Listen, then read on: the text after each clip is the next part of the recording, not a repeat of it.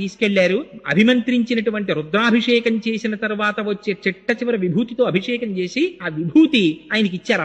Upper నోట్లో వేసుకున్నారంతే ఆ శూలవ్యాధి పోయింది. ఆయన అపారమైన శివభక్తుడైపోయి పత్తికాలు పాడారు. పాడుతుంటే ఈ విషయం జైనులకి తెలిసి మా దగ్గర నేర్చుకున్న మంత్రములతోటే శూలవ్యాధి పోగొట్టుకుని అవి శైవ మంత్రముల చేత తగ్గించుకున్నానని ప్రచారం చేస్తున్నాడు మహాప్రభు. అందుకని పిలిచి అప్పర్ని దండించమన్నారు. రాజుని కట్టేసి తీసుకొచ్చారు. అప్పర్ని తీసుకొచ్చిన తర్వాత, ఏమయ్యా నువ్వు ఇలాంటి మాటలు చెప్తున్నావు కదా, నిన్ను శివుడు ఎలా రక్షిస్తాడో చూస్తాం, ఉడుకుతున్న సున్నపు గదిలో పారేయండి అన్నారు. పడేశారు. తీసుకెళ్ళి పడేస్తే హాలాహలాన్ని మింగినవాడు నా ప్రభు, నాకేమిటి బెంగ అని శివుడి మీద పత్తికాలు పాడుతూ ఆ గదిలోకి వెళ్ళిపోయారు. మరునాటి వరకు కాపలా ఉన్నారు భటులు. తలుపులు తీశారు. మంచు గడ్డలా ఉంది లోపల. ఏసీ చేసేస్తే ఎలా ఉంటుందో అలా ఉంది గది.